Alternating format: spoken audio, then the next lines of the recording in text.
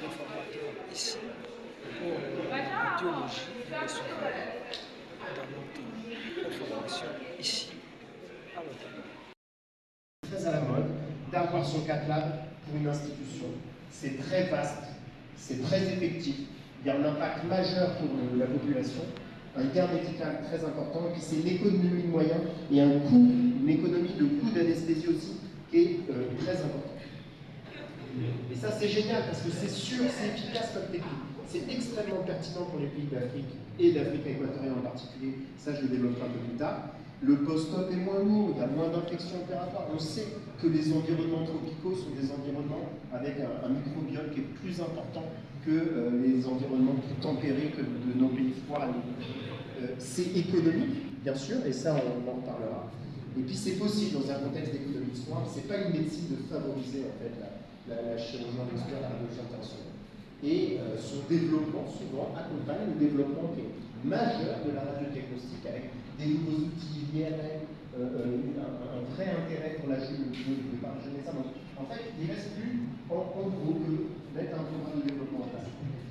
Mais ce n'est pas si facile parce que seuls les réseaux d'experts sont compétents. La radiologie internationale, c'est très vaste, vous ne pouvez pas tout faire. Vous ne pouvez pas opérer les prostates, le cerveau, le cœur, angioplastie, là. C'est impossible. On ne peut pas être aujourd'hui, rien qu'en cardio international. En France, notamment à Paris, d'une part, et puis on a fondé avec un camarade, le docteur Patrick Poissy, Uniteva Afrique, qui est une structure de développement de la chirurgie endoscopique de la radiologie interventionnelle en Afrique. La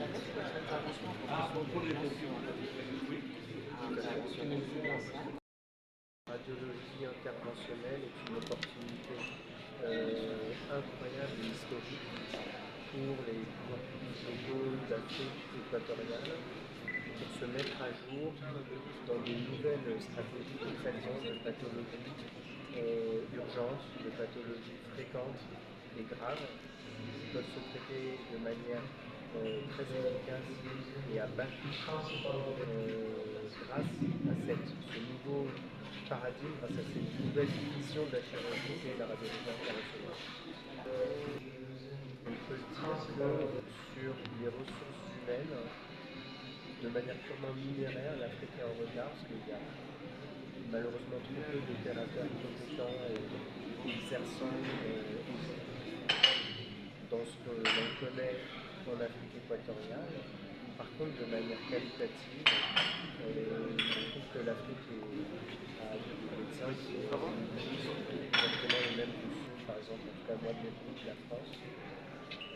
C'est des gens très motivés, brillants et intelligents. Donc je suis plein d'espoir sur le fait que, avec un peu d'aide et un peu de motivation, une sorte de retard sera rapidement comblé.